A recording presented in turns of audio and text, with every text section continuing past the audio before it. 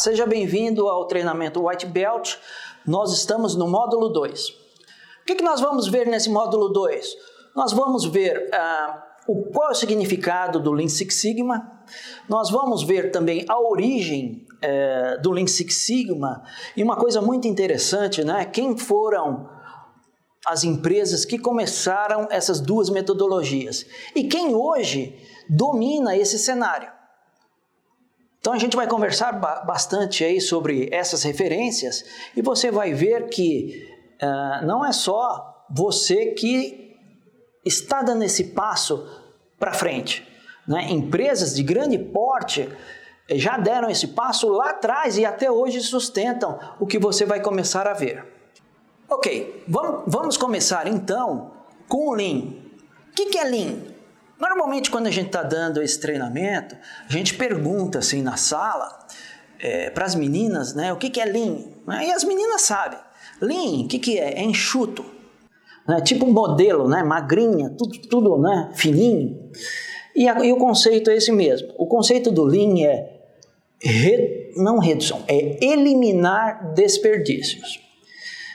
Eu vou colocar assim bem em letras pequenas, reduzir. Por que isso? Porque o foco principal é eliminar. Se você não consegue eliminar, por alguma razão, você reduz aquele desperdício.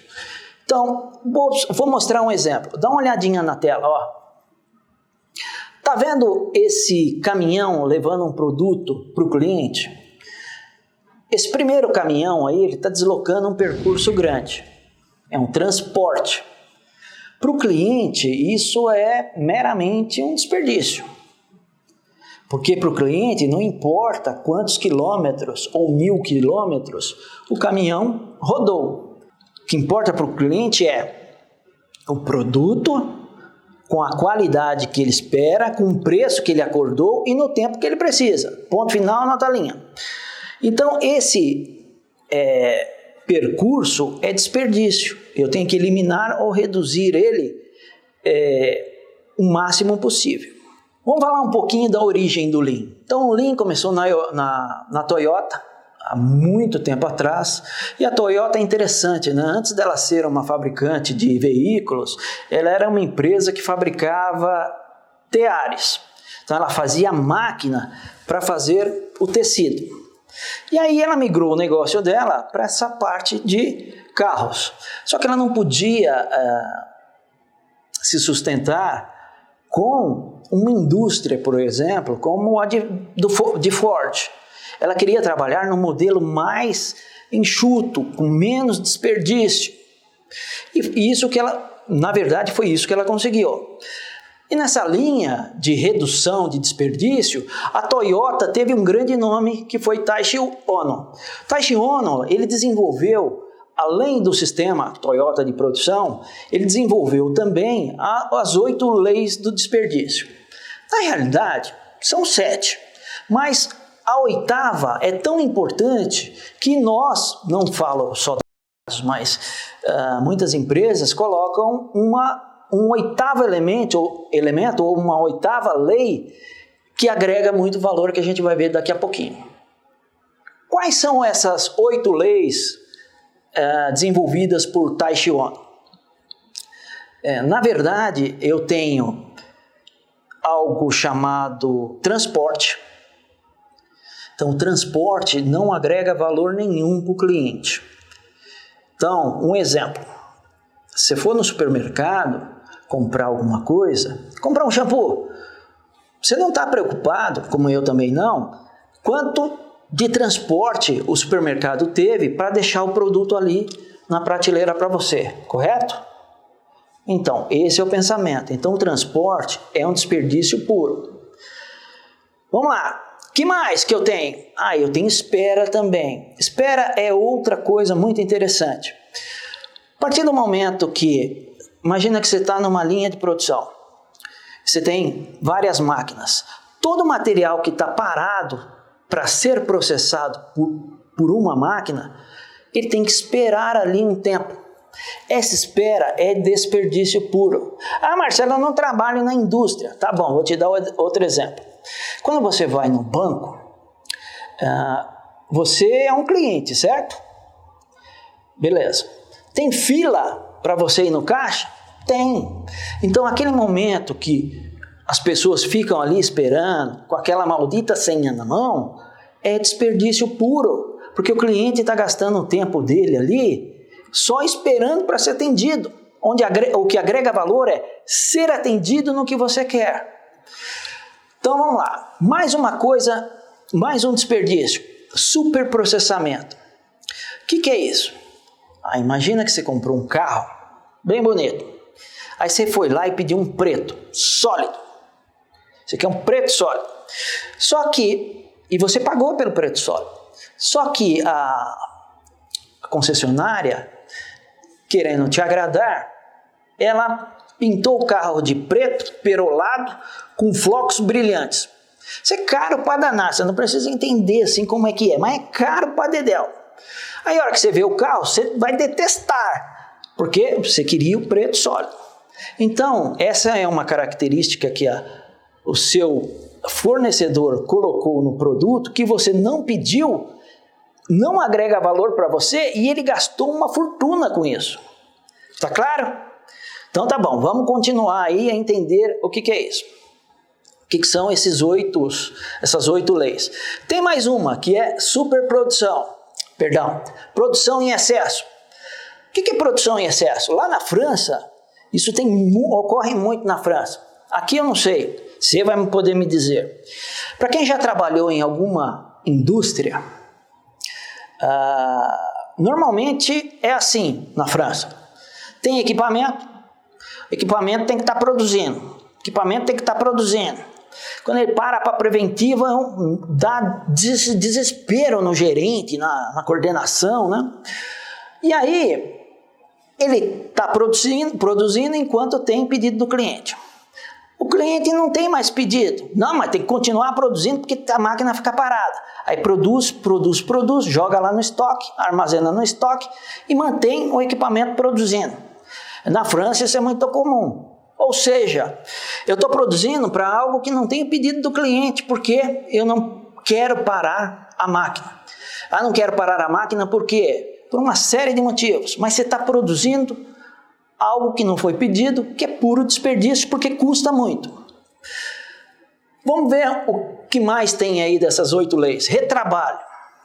O retrabalho, muitas vezes, a pessoa acaba ficando íntima dele. Íntima de um problema. Imagina que você... vamos para outro lugar. Vou citar um exemplo para você. Recentemente eu comprei um imóvel e aí eu fui no cartório de notas pegar um documento lá, uma certidão de não sei o que, nem me lembro do que era. Aí eu fui lá, fiquei 3 horas lá para ser atendido, até o negócio ser carimbado, 3 horas lá esperando. Peguei e voltei para minha casa, rodei mais uns 50 quilômetros. Aí cheguei lá, fui entregar o documento para a construtora, ela falou, tá faltando isso aqui. Aí eu fui lá no cartório e falei assim, fiquei ontem aqui 3 horas, e eles estão falando que falta essa parte. Falta essa parte sim, nós que esquecemos. Olha só que absurdo, eu sou cliente. Ou seja, isso é um retrabalho, isso não agrega valor nenhum e deixa o cliente bravo. Gasta dinheiro que eu gastei, meu tempo, gasolina, enfim, desgaste do carro, para algo que é puramente um desperdício. E isso existe também nas empresas. A gente vê muito áreas destinadas a retrabalho. É isso aí que você escutou mesmo, a área destinada a retrabalhar o material com vários funcionários lá fazendo esse trabalho. É desperdício puro, tá? Outro desperdício que tem é defeito. Lembra da brincadeira que eu fiz com você que lá na França não pode parar a máquina, tem que produzir, joga lá no estoque, empilha no estoque? Quando eu empilho o material lá no estoque, um dos problemas que eu vou causar são os defeitos. E defeito eu vou ter que fazer de novo se eu não conseguir consertar. Então é um desperdício latente. Tem outra questão também, que é muito discutida, que é a questão de pessoas. Marcelo, por que pessoas nessa história toda? Porque esse recurso é um recurso que, quando você desperdiça, para você trazer a pessoa de novo, né, com aquela garra, com aquela motivação, demanda muito trabalho. Ou seja, as pessoas, quando fazem algo que é puramente desperdício, são desvalorizadas, desmotivadas, e aí muitas vezes a gente até perde o profissional.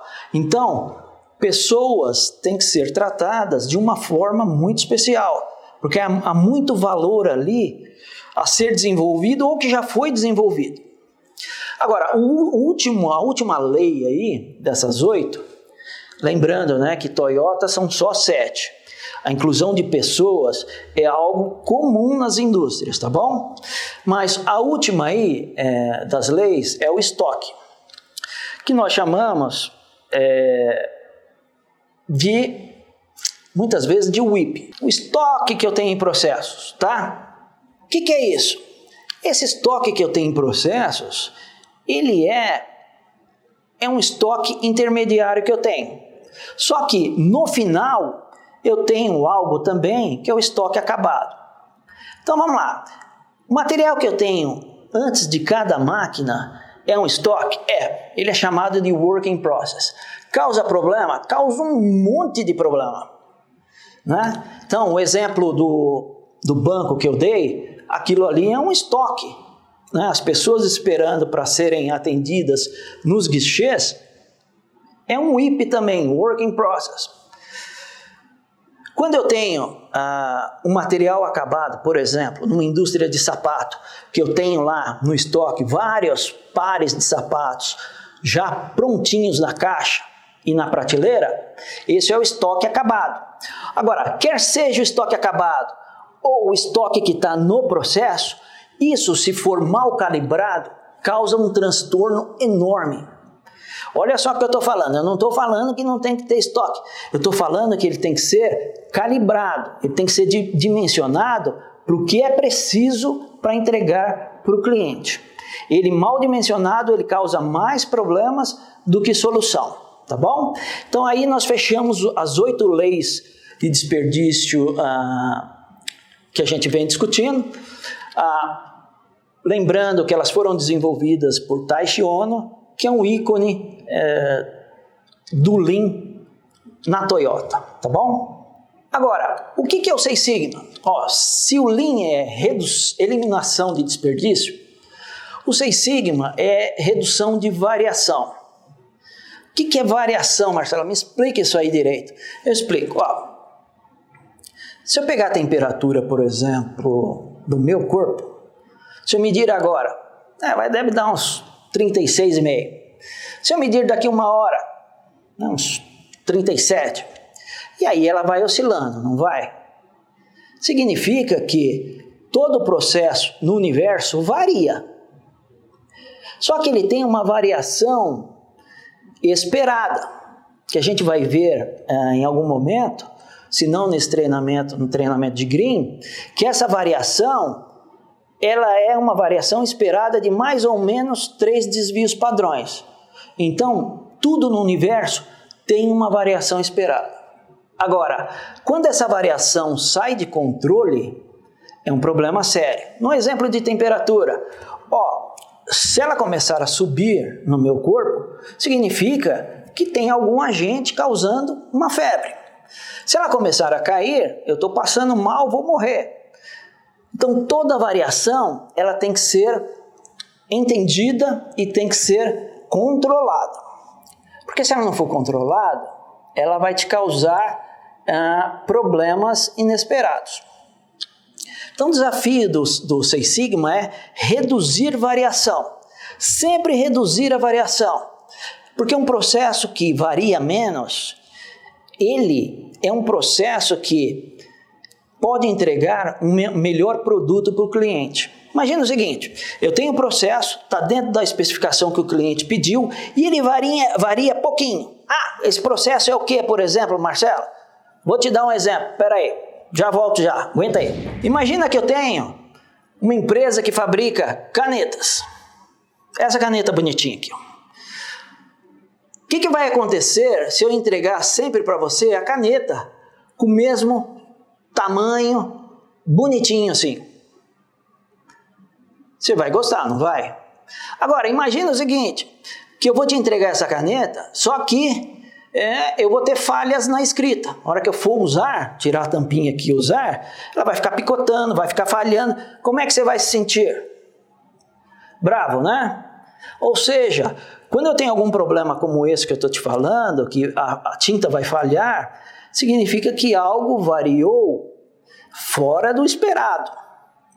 Algo saiu do controle e causou um defeito, um problema. Então, a grande missão do Seis Sigma é reduzir essa variabilidade, quer seja a variável que for. Esse é o grande foco do Seis Sigma. Então, o que vem a ser o Seis Sigma? É redução de variabilidade? O Seis Sigma, ele é caracterizado por 3,4 defeitos em 1 milhão de oportunidades. O que são oportunidades? Por exemplo, oportunidades são processos executados, produtos feitos ou serviços entregues. Um exemplo, estou fabricando carro, fabriquei 1 milhão de carros, só 3,4 tem defeito. Esse é um processo Seis Sigma. Vamos voltar para o cartório. Emiti 1 milhão de certidões, só 3,4 teve algum defeito. Esse é a meta do Seis Sigma. Marcelo, 3,4 é difícil, hein? Não, não é não. Tem processos que tem muito mais do que isso. Tem processos como indústria farmacêutica, ela é muito mais do que Seis Sigma. Porque se ela errar em alguma coisa lá, pode causar problema sério para a população. A indústria de aviação também. Pousos e decolagens é 7 ou 8 sigmas. Então, é possível sim ter um processo Seis Sigma e melhor do que ele. E a partir do momento que eu vou reduzindo, imagina que eu estou em Seis Sigma e vou reduzindo o meu nível Sigma, vai aumentando exponencialmente quantos defeitos eu causo. Então, a ideia é que o Seis Sigma seja uma meta a ser perseguida. Outra questão, se a gente olhar o Seis Sigma, quando eu falo que eu tenho, por exemplo, 99% de produtos conformes. 99%, vamos dar uma olhada, só vou voltar um pouquinho o slide e a gente dá uma olhada para entender o que é 99% de produtos bons em Sigma. Vamos dar uma olhadinha. Dá uma olhada na tabela. 99 corresponde, então, a um processo que é 3,7, alguma coisa assim. Quando eu olho esse valor, você fala assim, 1% só de defeitos é muito. Vamos entender isso. Esse 1% significa o seguinte, a cada dia você vai receber 15 minutos de água poluída na sua casa. Você vai ter 5.000 operações erradas.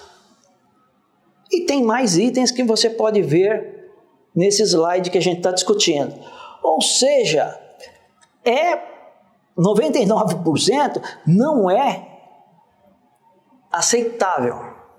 Porque se tiver, dependendo do processo, se tiver um sigma de 3,7, que representa 99% aí de produtos bons ou serviços bons, não dá para operar assim. Você vai causar tanto problema para o cliente e para o seu processo também, que fica insustentável. Faz sentido para você? Na realidade, tem uma pergunta que sempre é feita, Marcelo, Seis Sigma, 3,4 defeitos por milhão? Nossa, é desafiador.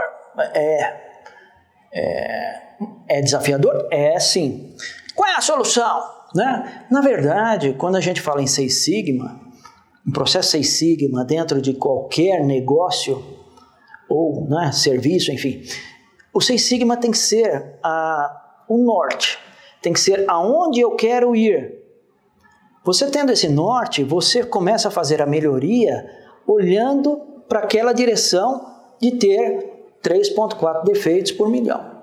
E a gente vai ver um pouquinho mais à frente que não é só isso, né? Na verdade, o Seis Sigma é uma parte desse alicerce que a gente está conversando com você. A outra parte é o Lean que nós já abordamos. A gente vai falar sobre isso daqui a pouco. O que mais que a gente pode falar do Seis Sigma? Primeiro, o Seis Sigma ele começou com a Motorola, muitos anos atrás. Só que a Motorola, naquele tempo, era uma empresa visionária.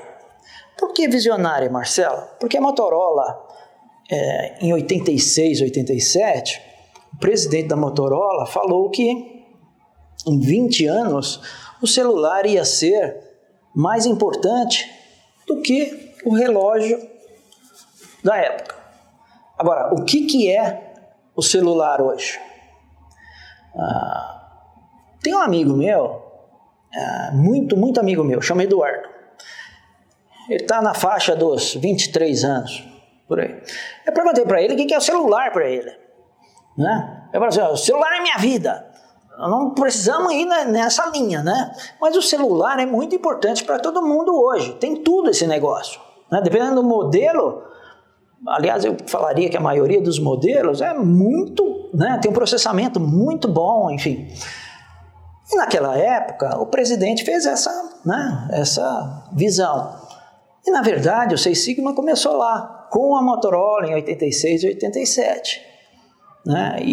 E hoje nós temos esse produto. Agora, nos dias atuais, quem é referência? Continua sendo a GE. Por que a GE?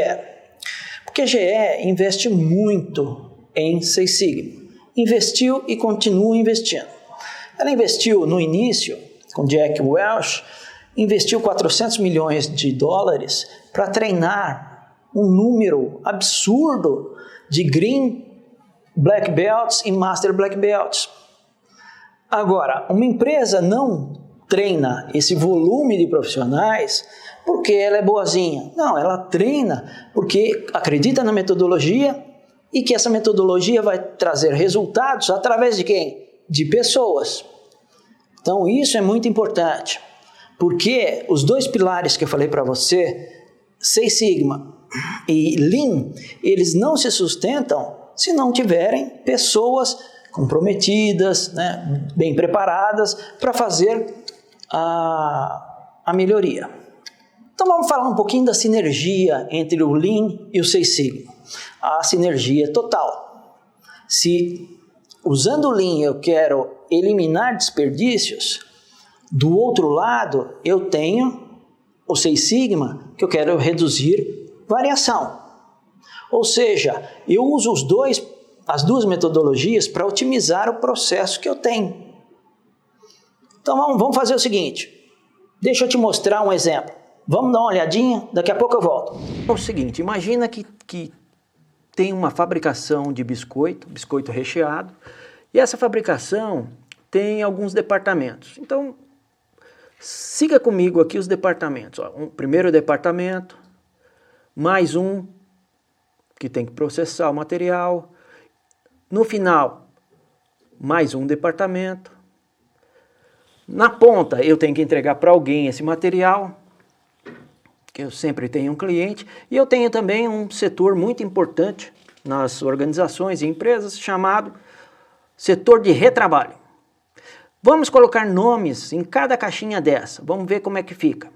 Então, o primeiro departamento é o departamento que faz a massa do biscoito. Então, responsável por misturar os ingredientes e fazer a massa do biscoito, seja ele qual for, de preferência doce e recheado. O segundo departamento é o que coloca recheio. O terceiro é o que embala e manda para o cliente. Só que se der algum problema, ele vai para essa área chamada de retrabalho. Então, a área de retrabalho arruma qualquer defeito, manda para a área de embalagem e vai para o cliente. E o cliente está na ponta, que é o item mais importante aí desse processo, atender bem o cliente. Vamos ver aí como é que flui o material. Então, eu faço a massa do biscoito, preparo bonitinha a massa, mando agora essa massa pronta para essa área de recheio. Área de recheio, prepara, coloca as duas partes, né, o recheio no meio, manda para embalar. Se tiver problema, manda para o retrabalho, volta do retrabalho e manda para o cliente. E manda como para o cliente? Manda com um caminhão. Então tem um caminhãozinho aqui, e esse caminhão é responsável pelo transporte. E o que mais que tem nesse processo? Tem uma parte muito importante em todo o processo, em todo o fluxo de produção. Nós vamos discutir um pouquinho mais para frente a importância de ter e a importância de, digamos assim, calibrar esse item. Então vamos lá. O que eu tenho, por exemplo, na parte de massa, né, no primeiro setor? Eu tenho um item muito importante que é o ser humano. Então, em cada um desses departamentos, eu vou ter pessoas trabalhando, mas eu vou ter também uma parte de estoque que a gente vai discutir. Então, falando do ser humano, ó, na massa eu tenho gente trabalhando, no departamento de recheio também, no departamento que embala também tem mais pessoas, no caminhãozinho que leva para o cliente, tem o motorista e o ajudante.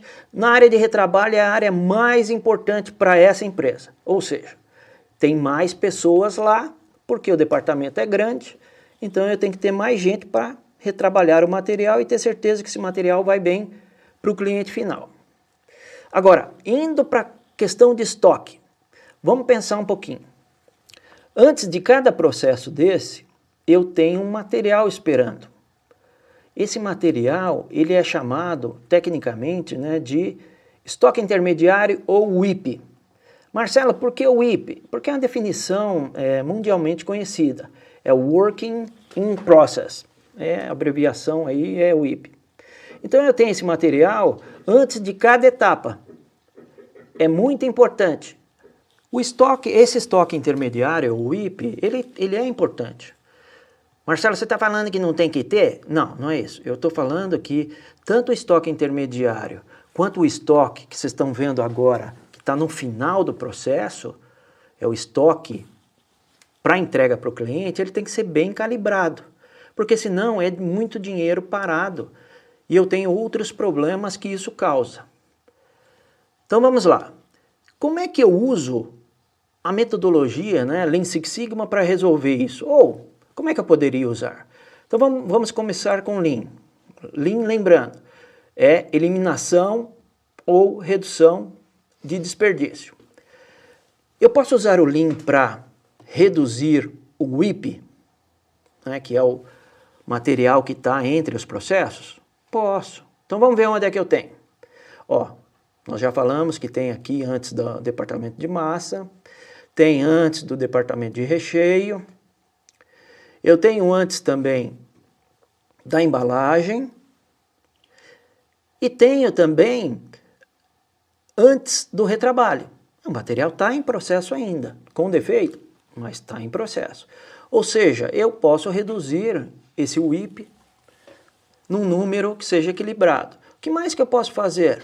Posso trabalhar com Lean para reduzir a questão de estoque? Posso. Será que é preciso ter tanto estoque lá no final do processo?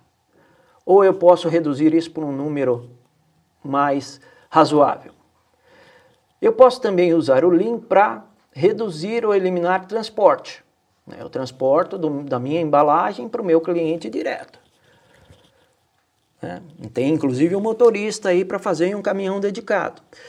O que mais que eu posso usar o Lean para eliminar desperdício? Eu tenho uma parte importante que é na realidade, a superprodução. Marcelo, o que é superprodução? Lembra lá atrás que eu expliquei? É eu produzir mais do que eu preciso porque eu não posso parar o equipamento.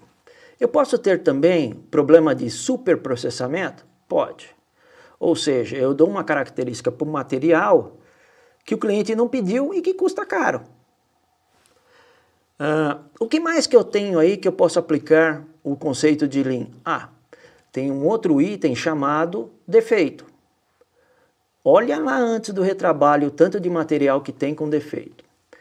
E eu tenho também um item chamado de espera. Para eu processar o material, imagina que você colocou um material para processar agora. Para ele chegar até a embalagem, vai demorar muito porque eu tenho muito material no processo. E outro item são pessoas. Eu tenho que ter um racional com as pessoas, usá-las da melhor maneira possível. E aí você pode estar me perguntando, e o Six Sigma? Onde é que eu uso esse negócio? Como é que eu posso usar?